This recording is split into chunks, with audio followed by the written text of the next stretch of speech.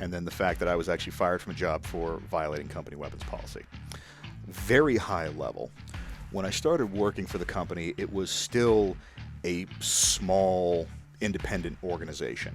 And at that time, when I got hired, it was 2A friendly. Like, you saw Glock hats, you saw H&K lanyards on ID badges. One of the guys on our customer service team was literally cleaning a suppressor at his desk.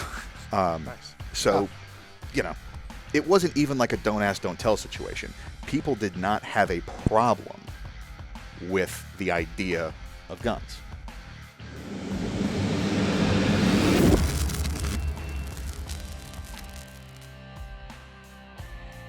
Because not everybody works at Big Tex and gets to run around with guns all day and dress. One of these days, you need to show up in your dude robe. Oh yeah. Yeah, that would have been this would have been a perfect You know, so podcast. actually, for Halloween, like I had the actual dude jacket or whatever they make it now. Mm-hmm. I didn't realize that. So I had one, but it was too big. It actually would have looked better if it was too big, but I returned it. I have a medium one coming now, so I will have like the actual dude jacket now. That's fantastic. So. That way you. Well, it's not that one. It's the other one. The drug rug sweater. Yeah. Yeah. Yeah. It's fantastic. Yeah, because I got a cardigan or whatever. You know, the other day, Maddie was like, oh, "Did you buy the Big Lebowski one?" I was like, "No, they don't make that." She's like, "Yeah, I'm pretty sure they do." I was like, "What?"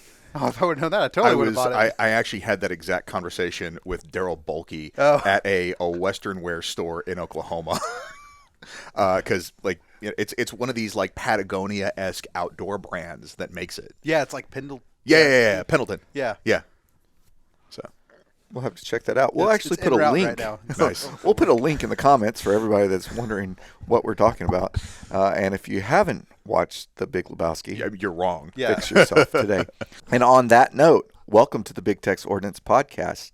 Today we are joined for the first time by Hayden. Hello.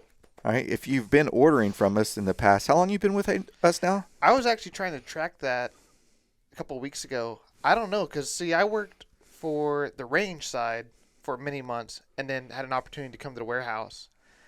We've got to be over 6 months now since I've been at the warehouse. Over 6 months, at least. Yeah. Definitely. But Hayden's here. He's filling in for Ian, who is out today. And you might replace Ian. We don't know.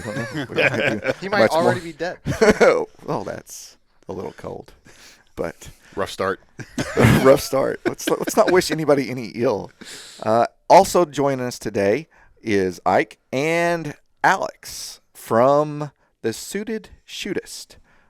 We've known Alex for a long time at this point. I've trained with you a couple times. Mm-hmm. We've done some Craig Douglas work together, I believe. No, I came and hung out at the Ice House after class, but that's correct. I was not able to attend that EWO when he was in town. That was what, 2017,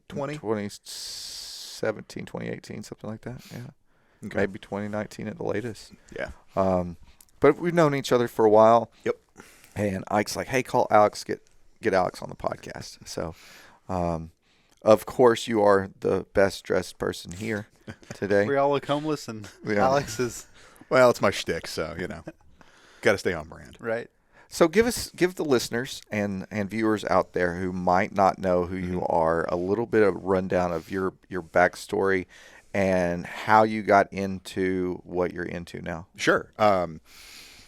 So I've never carried a gun professionally. Like, I've never done any cool guy stuff. I've been in some flavor of sales pretty much since I came to Houston back in 2008. Everything from retail, business to consumer, business to business. And for basically the last decade, it's been all like white collar corporate type of environments. And, like I said, I've never carried a gun professionally. I've never done anything like that. I am a 3-time Range Master Tactical Conference pistol match participant. I don't have an impression. Like, I'm going to apologize in advance for just tanking your subscribers, especially after the pedigree that you've had on so far. I'm like the least interesting guy that you're going to interview. Death sentence in 12 systems, hurt somebody's feelings once. That's about the extent of it. I'm a bit of a training junkie. Like the training classes and stuff like that is what I do instead of golfing. And it just happens to have a useful side effect. And what's interesting is I was a gun guy before I ever got into sort of the men's style side of the equation. My first couple of years here in town, I was working for one of the larger gun shops in the city. And that's kind of where I got my introduction to the whole open enrollment training thing. And that's where it really kind of sparked my inner gun geek. And shortly after my wife and I had started dating, it was just this realization of, we've all seen those couples where you look at them and you go, why in the hell is she with that guy? I was that guy. Like, literally, one of our first photographs together is we were in Mississippi out at a live music venue, and I'm there in baggy-ass cargo shorts and a graphic T-shirt and an incredibly unflattering short-ass haircut. And there was just, I was like, okay, I kind of probably ought to step my game up a little bit. And it was at that point where, like every millennial, I turned to YouTube to learn how to do new stuff. And it was a bit of a struggle because a lot of what was being put out, advice-wise, was very much like the gun space.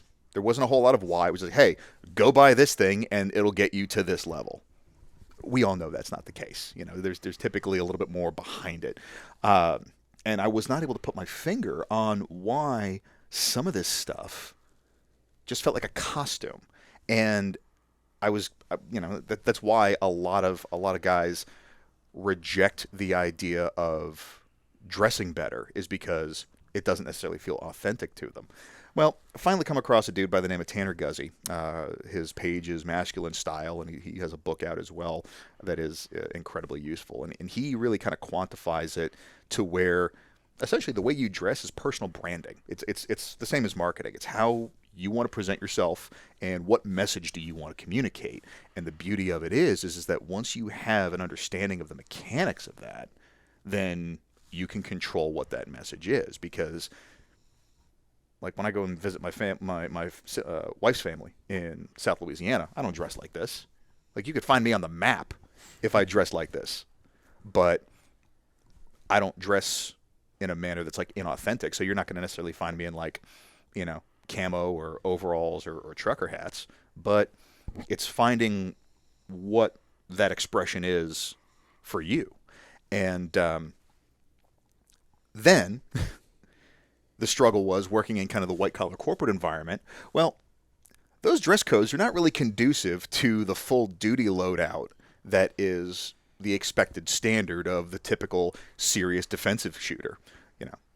Full-size pistol, spare magazine, possibly a spare gun, at least one knife. Now, in the last 5 years, medical has become an essential. You've got all that other stuff. And so if you're actually wearing a suit and tie every day in a role where the job description does not involve carrying a gun, suddenly that's not all that practical. And so it was this just struggle of finding where that balancing point was, because it wasn't just like a cubicle monkey job where I was sitting at a desk, had my head down for 9 hours, and I didn't interact with anybody. There was a lot of relatively close contact with not only coworkers, but also clients and stuff like that. And, the reality is that I think that the gun community at large is overly dismissive of what people do and don't notice. So that all kind of came together to create what has become the Suited Shootist, because as this was all developing, I wasn't seeing a lot of content creation out there that I could point to and go, that looks like my circumstance. And it was just a shot in the dark. It's like, all right, I can't be the only guy that's dealing with this. I don't know how many of us there are, but I know I'm not the only one. Right. So, screw it. Let's go live and see, how it responds. And so, there's been decent response to it. I think the channel's been up now for 2-3 years. I have to check. Time flies. Yeah, exactly. But yeah, so very high. That's kind of the long-winded short version. Very nice. Interesting, because a lot of people don't.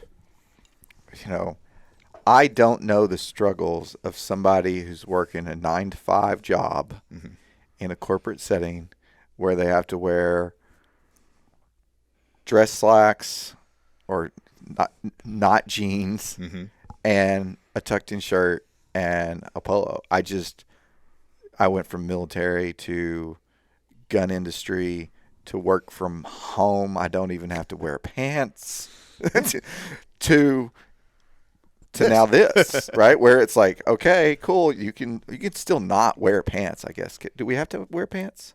Some sort of lower body covering. Okay, so I can wear a kilt or a bathrobe as long as it's covered. Here. I've worn a swimsuit to work. Right. COVID. Well, yeah. I've been. Flamingo swim trunks. Yeah. I've Lulu shorts when I've went running and everything. But so I have no clue. Right. Like no clue. And I can be all day long. Well, you should carry Glock 19 and a flashlight and all this. Well, I can do that if I wanted to because I can get away with it because I sell it and it's on brand for what I'm doing. Precisely. Right. Nobody's going to show up and be like, oh, my God, Chris has a gun. Mm-hmm. But I can't even imagine. And I know a bunch of my buddies that are in the oil and gas industry, they might go in and have to completely change clothes depending on what they're doing. And you're not getting a gun in. Yeah, and I mean, not only that, some people don't realize how insanely secure those facilities are. Like, if I'm not mistaken, they basically use the same common access card systems that the military does for facility control. So, yeah, oil and gas, medical, there's a whole litany of industries out there that you don't necessarily have that luxury. And what really chapped my ass was just this sort of snide, dismissive, oh, well, if you're not at least this tall, you can't ride the ride and you don't take your personal protection seriously. That's just unreasonable by my standard because everybody's circumstance is different. And not only that, but it applies not only to the loadout, but overall gear selection as well as, again, the extent of training. Because once you factor in tuition, ammunition, lodging, and food, a 2-day open enrollment class costs you, what, $1,000, $1,200? And within this space, somebody that only does one of those a year is a scrub. So think about that. Think of the implications of that, where someone is expected to be shelling out, what, $2, $3, $5,000 of discretionary income in order to be taken seriously as a defensive practitioner. I'm not a fan of that messaging. Yeah, you got to meet people where they're at. It applies to the skill set side. It applies to the gear side. It applies to the entire package. And you absolutely want to encourage people to do as much as they possibly can. But, putting a cover charge, putting a barrier to entry of, it's like, oh, well, if you're not doing at least this much, you're not going to be part of the club. I think that does a disservice to expanding the potential market base that we have, especially within the last several years where there has been this massive influx of new gun owners. Mm-hmm. And there is a lot of, I guess for lack of a better term, recruiting potential there. But it requires a certain amount of social literacy that sometimes seems to be lacking, where it's just hardline talking points and you're expecting people to just come to you. And a lot of people don't realize that, like, you don't automatically start here. Everyone had to start somewhere. Exactly. So you got to meet them, like you said, meet them where they're at, and then bring them up to that, if that's a possibility. But you can't just expect somebody out of the gate to just be, gung ho, going to go take 6 classes a year, and get a gateway drug out there. Exactly. And I mean, there are those people out there that just come in, they want to be the hard charger, and they will gravitate to that. But there is a whole lot more people that aren't sure if any of this is for them. And, the typical chest beating, tip of the spear type branding can be very off-putting to a lot of people in that regard. and that's kind of one of my other thought processes is if I am somebody's only exposure to gun culture.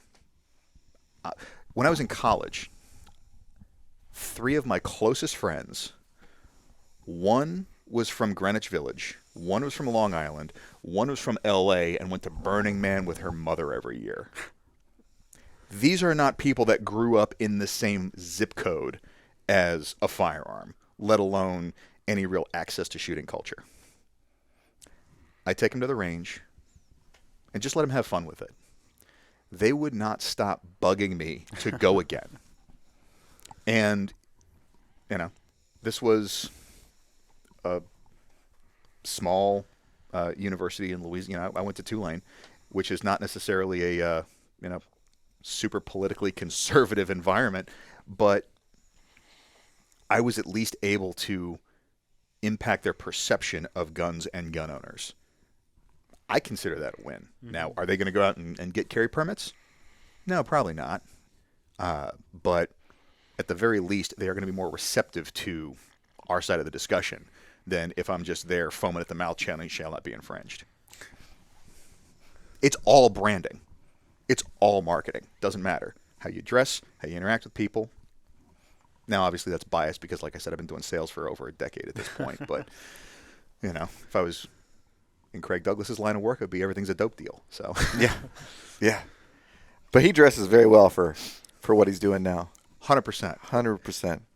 It was interesting to kind of find the intersections there because some of this happened kind of independently. I think that's how I caught his attention, actually, was when I took ECQC. I did it in a sports jacket because that's when all of this was starting to kind of formulate and come together. And it was like, okay, well, train how you fight. I was curious to see how this clothing was going to impact, this. There's some considerations.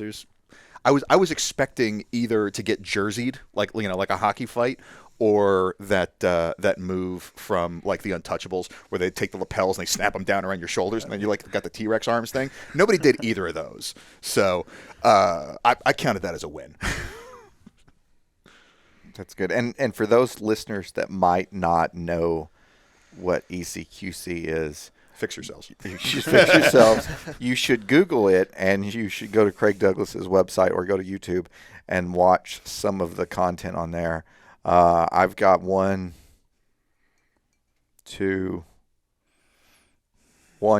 ECQC under my belt, and an EWO, and feels like I've done something else. Maybe I just hosted him and I didn't attend the course because I couldn't at the time, but it's definitely very good information, and a lot of people look at it as like, I'm not ready for ECQC yet. Mm-hmm. Right? You'll get a lot of people talk about like, oh, I want to do this, and this, but I would challenge you to look at it as a constant check on where you're at. You're not. A lot of people train up. They want to get their blue belt first. They want to do this. They want to do that, and then go to ECQC. But ECQC is a good check, no matter whether you're just starting out. Mm-hmm. As long as you're safe with a pistol, it's a fantastic 100% opportunity because to get into. I've only attended once, but from my understanding, talking with alumni and just kind of sharing war stories, as it were, it doesn't matter what your skill level is, and that's one of the things that I think really is kind of part of Craig's secret sauce is the fact that he's able to read the individual's capabilities to the point where it doesn't matter if you have never thrown a punch in anger or if you're a career tip of the spear soft guy. He can take you and partner you with somebody that will get you right to that threshold where the wheels are, kind of shaking right before they come off. And that is one of the reasons why I think his course is such a formative experience for so many people, is that regardless, he can put you in a circumstance that is just chaotic enough and just ambiguous enough that there is no clear-cut answer. And especially within my last year or so of training, that's a lot more of what I've been pursuing is instead of just the flat range mechanical shooting stuff, it is, am I being put in a position where I can actually fuck up? Like, is there the option of me making a bad force decision? Because honestly, that part for me at this stage is way more of a priority than my splits or my draw to first shot. Because based on my lifestyle and who I am, I was just listening to the episode that you guys had with Yeti and Pressburg on the drive up here. Unlike Pressburg, I don't have anybody out in this world that wants to do me harm by name. There's nobody out there that, I don't have a price on my head, at least to the best of my knowledge. So that means that the type of violence that I'm likely to encounter is at least somewhat different. And so I want to make sure that, especially given what we have to contend with now in terms of social media, public opinion, and the current legal system, I want to keep everything as above board and as clear cut as possible, because that's another trope that I think needs to die within this space is, oh, well, a good shoot is a good shoot. Is it? I mean, from a purely legal standpoint, okay, maybe. But when you look at what people have to endure, even just to get no build, regardless, it's a life-changing event. So, and I think that's something that is getting a lot more attention that it's very, very much due than it has in the past. Cover mostly in your if I go to your YouTube channel, what am I going to find? So the tagline for the channel is the overlooked social aspects of the armed lifestyle, and that's basically it. It's going to be a combination of wardrobe development, gear integration, as well as some of the social considerations and social skills. I will do some occasional gear reviews and things like that. I will do some course AARs, just as, if nothing else, just sort of a log of my own training progression, but also to kind of help educate people and to kind of where they may want to direct their efforts. That's very high level. That's kind of where we're at. It's that overlap of, if you're interested in learning how to dress better, and I draw a delineation between dressing well and dressing up. Because dressing up is what you do for Halloween. That's a costume. That's not who you are. Dressing well is not contingent upon what you're wearing necessarily. I can be well dressed in shorts and a t-shirt, and I can be dressed up as a costume wearing, a $12,000 tuxedo. So it's like you look at the Jerry Springer show. They're most of the time they're in slacks and a shirt, but like all the guys, it's like 5 sizes too big. That's kind of like how I picture it. It's like it's dressing up, but you look way worse than if you just came in what you normally wear. Exactly. It's one of those where if you look like you're going to court, do you want to look like you're the attorney or the defendant?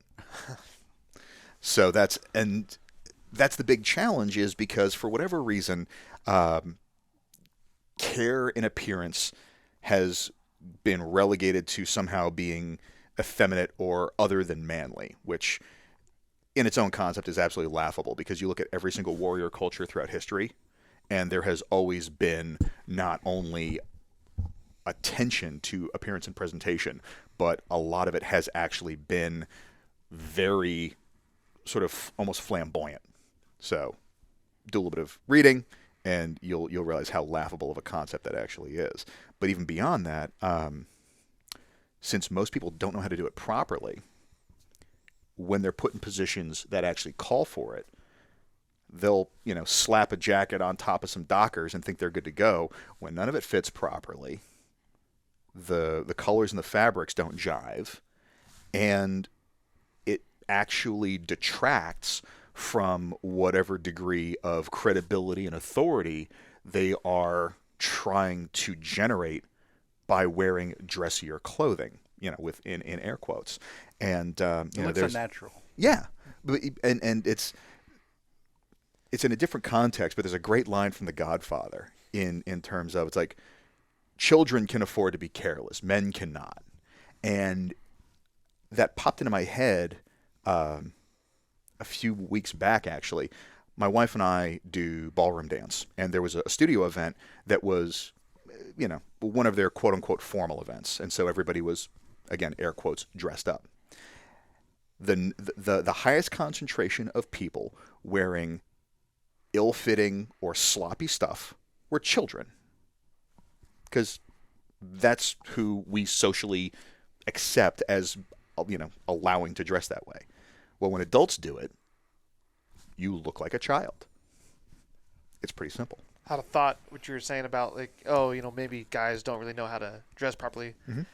I agree, but you definitely see a lot of thought going in at the range with everyone making sure their belt's all the same color, right? That's the right brand. They want to look not like a scrub. So we know how to do it in some domains and not others. Well, and again, it's one of those things where people will reject the idea. It's like, oh, I don't care what I look like. Number one, it shows. You don't have to say it. Secondarily, the number of people that say that normally are lying, because those same people will either have some immaculately coordinated getup, right, or they'll have some like sardonic graphic T-shirt.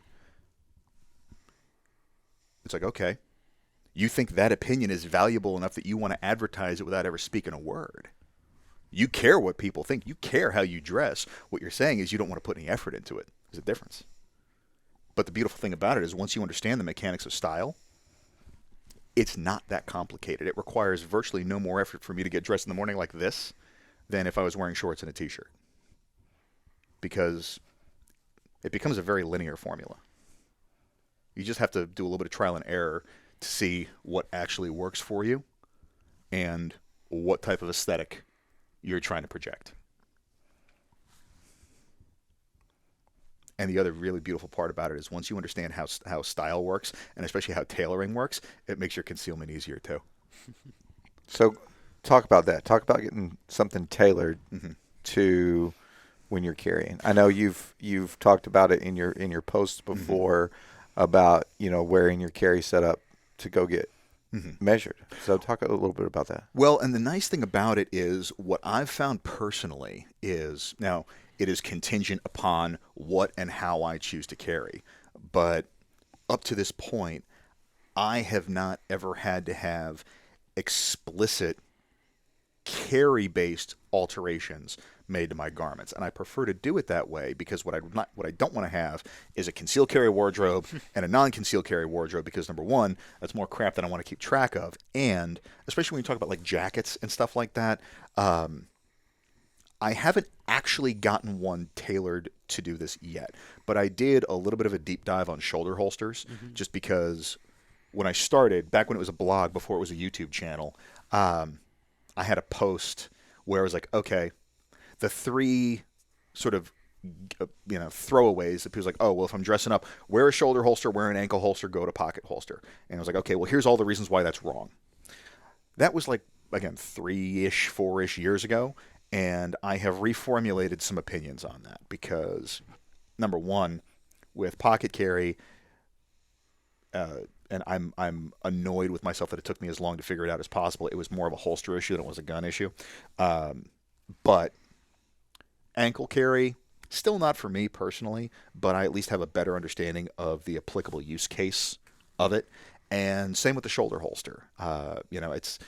There are some ins and outs of it that I think people don't appreciate. We have a very skewed concept of how effective it actually is in terms of concealment because of Hollywood, because the reality of it is that it's only ever actually being worn when it is either on display and there is no cover garment, or whether the gun is being holstered or unholstered.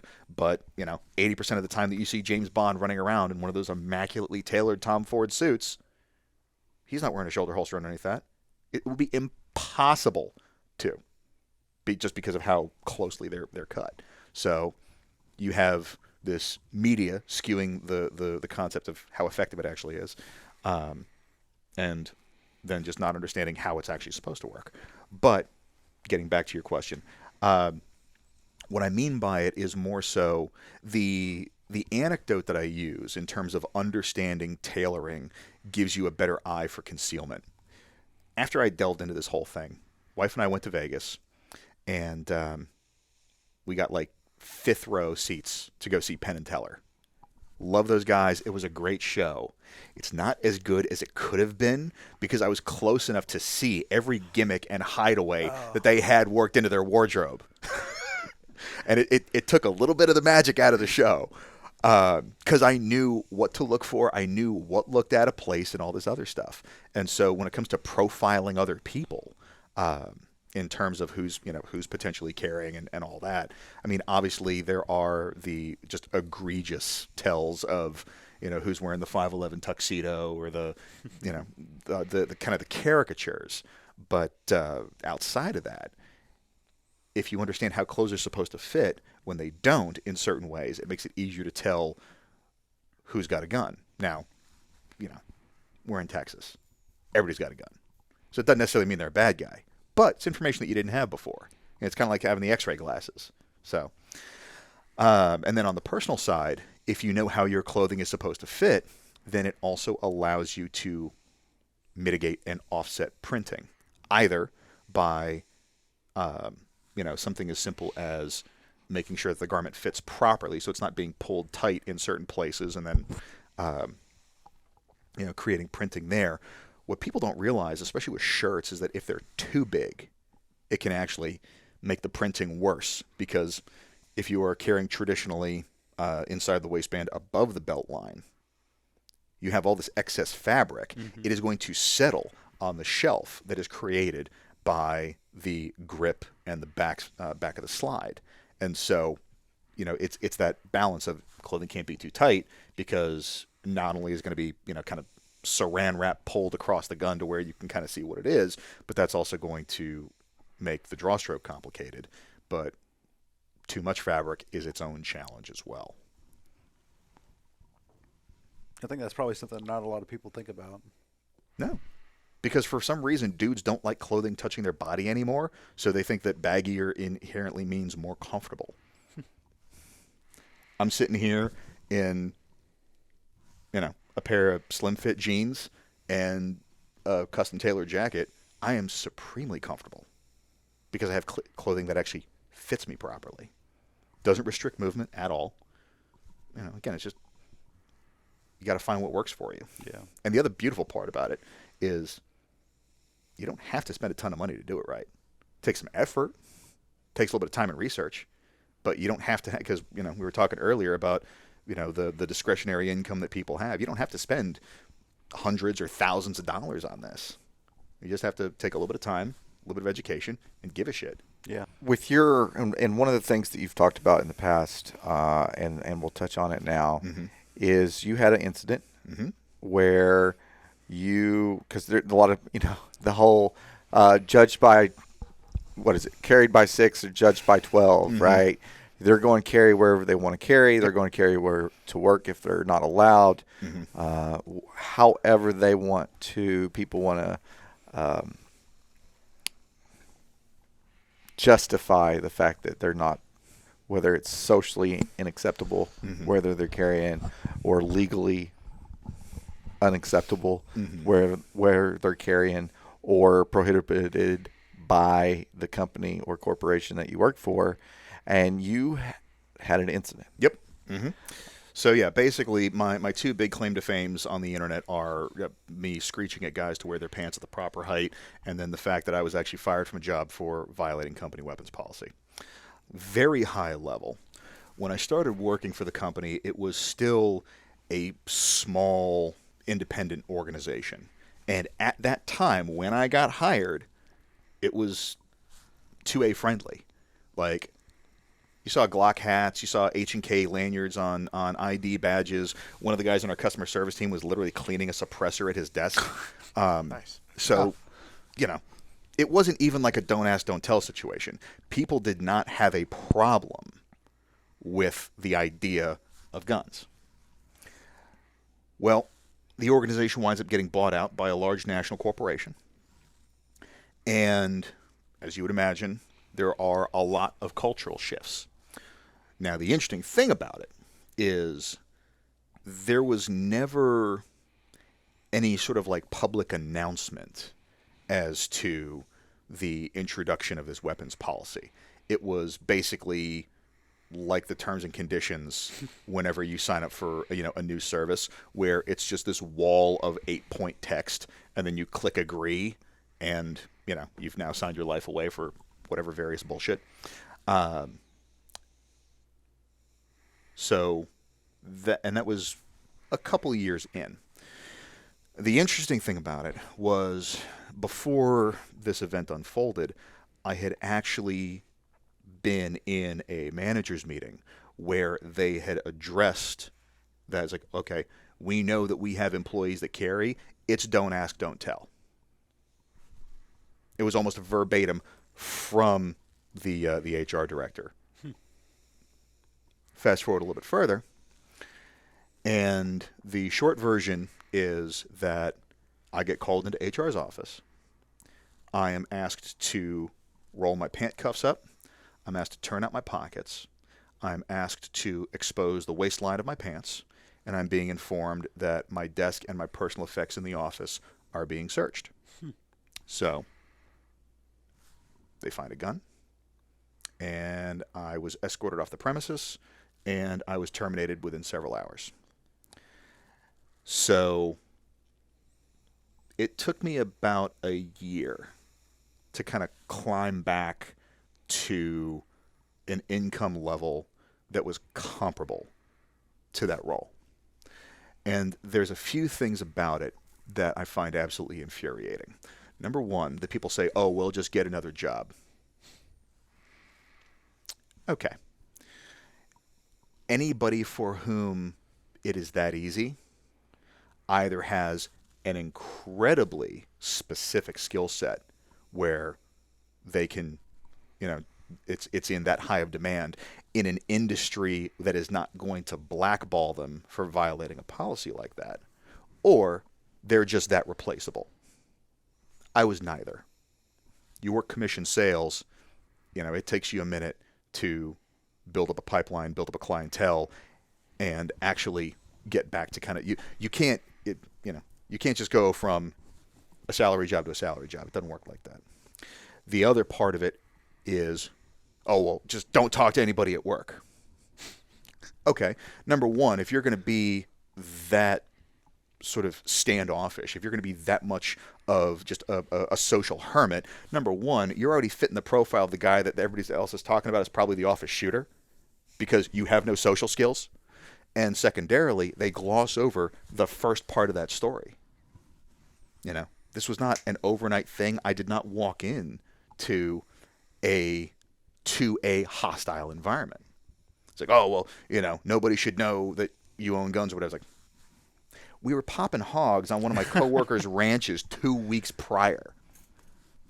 People talk about this shit, I'm sorry. A big part of your social life, too, is people you interact with at work. I mean, Precisely. You're there 8 hours a day or more with these people. You can't just be the guy that doesn't talk to anybody, doesn't interact in any way, shape, or form. Especially in sales. Especially in sales. Especially in sales. And here is the crazy part, is a job after that, it was a work from home role. So I wasn't concerned about like the weapons policy or anything. But because it was a large international organization, I was very cagey about any of my hobbies, just because I didn't know how that was going to read. And I can tell you, being constantly that concerned about saying the wrong thing, or, oh my God, what if they find out that I'm a gun guy, from a work from home position where I'm not even interacting with people physically on a regular basis, was exhausting. Because it's inauthentic. Yeah. It's just like, I could never do UC work for that exact, like, I'm a shitty actor. And it's just, I mean, if that's how you want to go about it, cool. But, it's not a realistic expectation for a lot of people. And I'm lucky in that,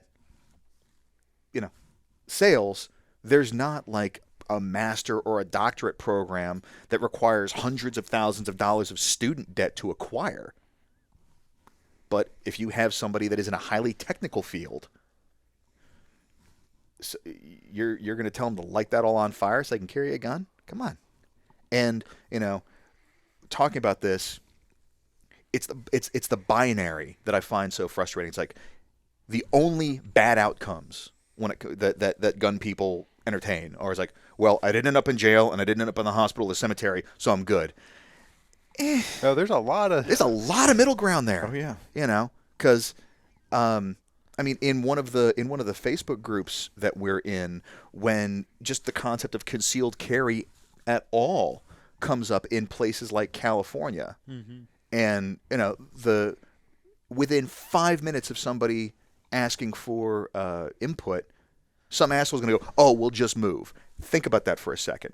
You're going to ask your spouse to quit their job and start over professionally. You're going to tell your kids, sorry, say goodbye to all your friends. You get to rebuild that from get-go.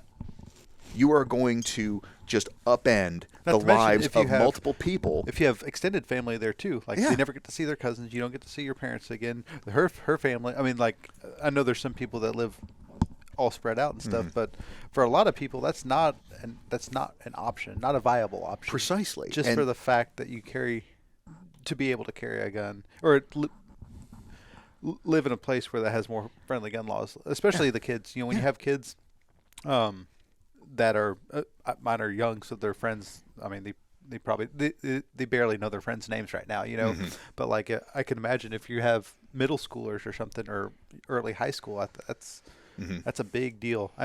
Look at how many people will stay in like a job just so they can stay there till the kids finish high school. Or, Precisely. You see that all the time. Yeah. I mean, it's a big deal. You talk to anybody that was a military brat and just how jarring that whole thing of moving routinely because of work is. You're going to inflict that on somebody. And Melody Lauer is the one that I think really highlights this the best. It's like the firearm is supposed to be an enabler, not a disabler. And I wholly subscribe to that. I am not going to let the gun dictate how I live my life or where I go. Because at the end of the day, and again, everybody takes joy in different things. Everybody finds fulfillment in different things. So I'm not going to pass judgment on somebody who doesn't enjoy the same things that I do. But there are some of the most significant events in my life that I would not have been able to enjoy if I had simply used the decision tree of, can I carry my gun there?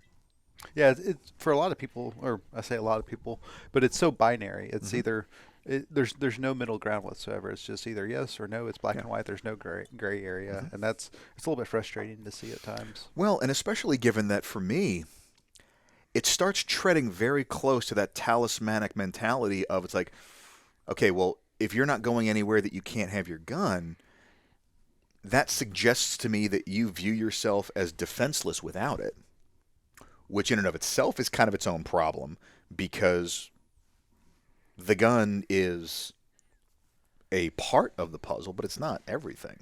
You've got your social literacy. You've got your empty hand skills. You've got your OC or impact weapon. There are so many different pieces to this puzzle that if you're only fixating on the gun, we've all seen that competency diagram where it's like the wagon wheel and you kind of plot how good you are at different things, and it turns into like this weird spiky looking thing.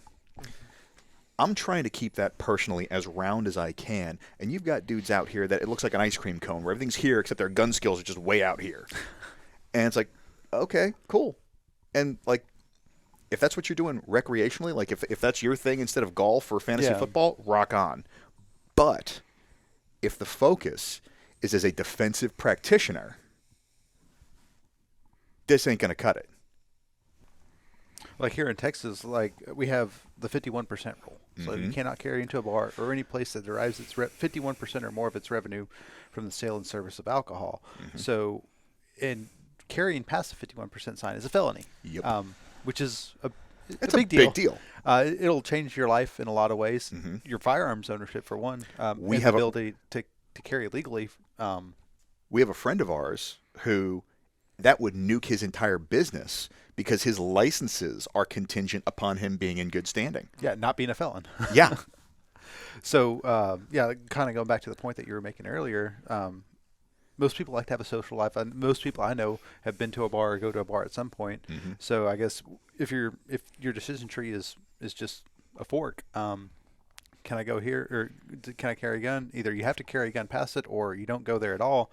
You're giving up a lot of your social life, or you are potentially the potential to cause a lot of harm to your life by becoming a felon is exactly. And this was a video that I did maybe about a year and a half ago at this point. But the risk analysis, it's not just a flow chart, and it's not just that binary yes/no decision. I got to give credit to Eve Kulsker on this one because the first time I saw this represented was in her business tactical presentation from the tactical conference, and it's literally a grid matrix. It almost looks like an Excel spreadsheet, and on one axis you have severity of consequence, and on the other axis you have likelihood. And just to use the very basic examples of it, you'll have either like the workplace or the mall active spree killer. Arguably the most unlikely and arguably the most severe. So that falls into like the very bad category.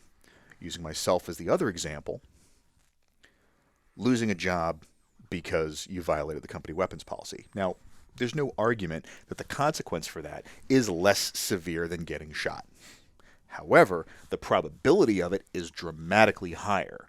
And so the overall fallout based on how these things calculate is almost comparable, because while it is a less severe but higher probability, is a risk that still needs to be mitigated.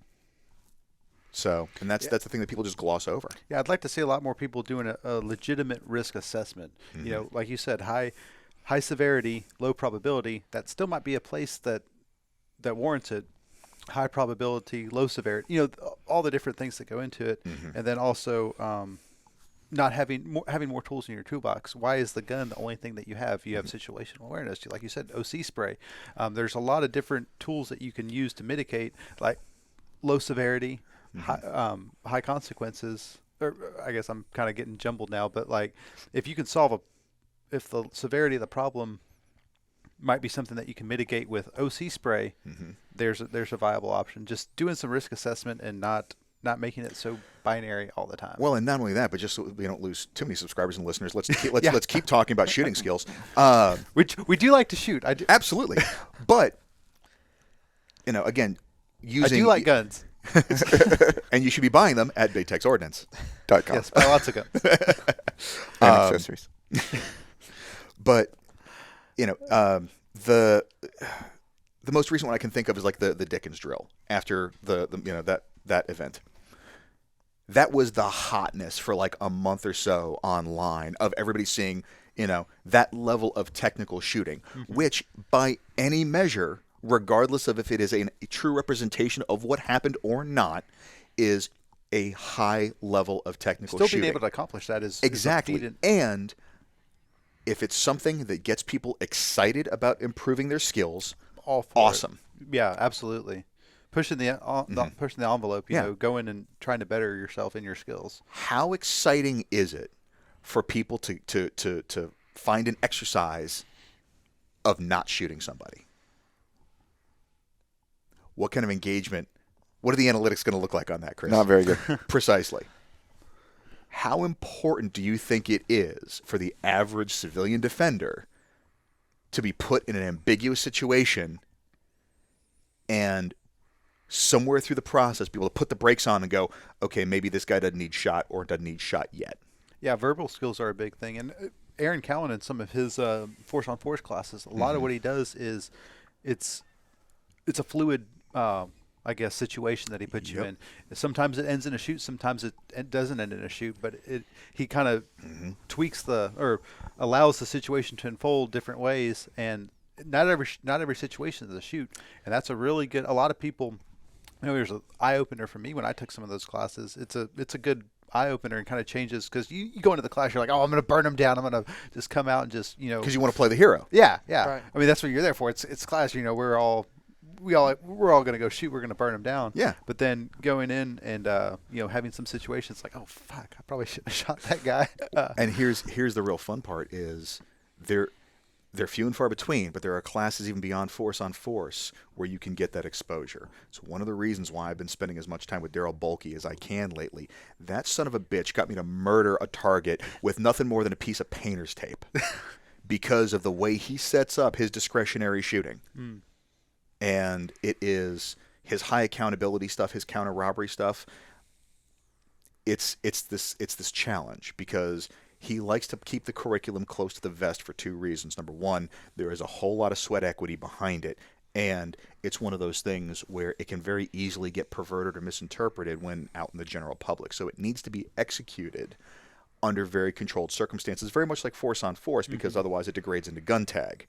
Yeah, exactly. If it's not closely monitored, it quickly becomes just a Cowboys in it. But the other thing that he does, that Carl Wren does as well up at KR Training, is they run scenarios where if your muzzle crosses a target that is not presented as a deadly threat, you are DQ'd. And I think that's insanely valuable because for all of us, we're not operating under any color of authority. It's just us as the individual. If you put a muzzle on somebody, now I'm not a lawyer, never played one on TV, I have not stayed at a Holiday Inn Express. Based on the open enrollment training that I have pursued up to this point, my best understanding of it is if you put a muzzle on somebody, that's aggravated assault, which is a felony. I am way too pretty and not nearly mean enough to go to prison. So it's one of those things where the technical shooting is fun. And important. And important. It provides the most immediate gratification in terms of feedback. Absolutely. And that's the challenge is that it's easily measured. Whereas the discretionary stuff, the social skills, the verbal skills are a whole lot more nebulous and not nearly as quantifiable. And so, it's kind of like jiu-jitsu in that regard, where the only measure that I have as a 2-stripe white belt of my degree of improvement is, okay, well, it took him 45 seconds to tap me instead of 30. So cool. But yeah, and that's the kind of stuff that I'm trying to put more of a focus on because, number one, I feel like it's a lot more relevant for the average, not gun-carrying professional, but the average professional that happens to carry a gun, which I think is an important distinction. And it's also relevant to the gear selection because, again, pulling from the podcast that y'all did, Pressburg said when they were talking about rifle setups, like, if you are mimicking somebody else's setup, but they have a different job description, that may not be the appropriate configuration for you. Yeah, he was talking about converging lasers and stuff, and I think we have a short on it where he's like, paraphrasing here and probably pretty badly, but you're having a PID the target. They're over there in Afghanistan or Central Asia over there, getting blown up by some dudes on the side of a mountain. Just fucking hammered at 2 a.m. Pretty good probability that the tracers that you see coming over there are the guys trying to fuck you up. Now translate that over to the civilian side or the state side cop side. PID is a lot more important because you don't have guys just you're not out in the middle of the desert with dudes blasting you from the side of a mountain. I mean, if I got some ROEs crusty, are a little bit different. Yeah, if I got some crusty looking dude rolling up to me, at the gas pump at 2 p.m, there's a whole lot more math that goes into what kind of problem is this or isn't this. Than receiving incoming fire at 2 a.m. Yeah, we had one of those virtual scenario trainers at one of my previous places of employment, and I went to Colorado and got the whole instructor set up on it and operator and set the whole deal up, and there was really good scenario based training in it, and to the point where you could choose different outcomes as the operator, right? You weren't set in, all right, this is scenario A, and scenario A always ends in B, right? Well, scenario A had B, C, D, and E, and we would take students in there and do training with them in those scenarios. And there was one scenario where basically there was an intoxicated individual in the backyard, in your backyard, and you had a really cool setup, really cool scenario, but the amount of people, just because they had that fake gun in their hand, that would end up engaging this guy, causing this guy to then attack. And I think of the hundreds of people that went through that scenario in a class with me, I had one lady say, I shut the door and I called the cops. And that's in a sterile environment, low, you're in a scenario, in a simulation. Yeah. It's not getting woken up at 3 a.m, stumbling out. Oh, yeah. The only reason that specific scenario turned into a gunfight was because you were the individual there with a gun. That was it. It didn't have to end that way. Yeah. And a ton of people have never done any scenario-based training. And unfortunately, good scenario-based training is not as accessible as we would like it to be. There's a lot of gimmicky, just stupid stuff out there. The nice thing about it is, if all you've got is internet access, active self-protection, John Correa's channel. Just watching incidents. And the thing is a majority of those, they kind of almost break down into two camps. You've just got the transaction, which is give it up, I'm here to get paid. And then you have the guy that decided to continue to be a belligerent dickhead and talk himself into a violent encounter that didn't need to happen in the first place if he had had a little bit of social fluency and a better grip on his own ego. Because we've all seen that meme of this guy slaps your woman's ass walking down the sidewalk, what do you do? And it's like this, yoked out bodybuilder. It's like, well, it kind of depends. If it's a smack and walk off, probably not much. Odds, stakes. What's actually at risk here? If your relationship is so fragile that your significant other is going to leave you over a social slight like that, that alone probably warrants a little bit more evaluation than you bowing up to some stranger that you don't know who the hell they are, what they got going on in their life. They're clearly not making good life choices if they're going around manhandling other people on the street. Are you going to try and compel an apology? Everybody's going to do that math on their own. But again, if you brought a gun, it's a potential gunfight. Every time you walk out the door with one. Yep. And that's the other section of this math that I think falls very short with a lot of people, is on the relationship side of the equation. Because, admittedly, all of us, we can find time in our day. 5 or 10 minutes to dry fire, 5 or 10 minutes to shadow box, what have you. But again, when you look at the totality of skills that are required, and then you combine that with having a significant other, possibly having kids, a job, an actual, a day job, other recreational pursuits, and then just the logistics of life, like grocery shopping, cooking, cleaning, and laundry. Yeah, feeding yourself and cleaning yourself. Yeah, it's in your house. How it's about striking that balance, because I have seen people pursue skill development for all the wrong reasons, and it's a very dangerous trap that you can fall into, because, like we were talking about, technical shooting is very gratifying because it's immediate feedback, and it's something that is relatively easy to work. All you got to do is be willing to put in the time. But I have seen people pursue that as their source of self-validation because there's something not quite where they want it to be in other elements of their life, and this is how they're sort of retaking control. It's akin to somebody who like develops an eating disorder because that's the only thing they can control. And shit, again, Daryl said that, like, I never had better splits than when I was in a shitty relationship. Yeah. So if you're carrying a gun because it's there for your personal protection, you want to make sure that the life that you're protecting is not falling by the wayside as a side effect of that. Because it's easy to get caught up in that cycle.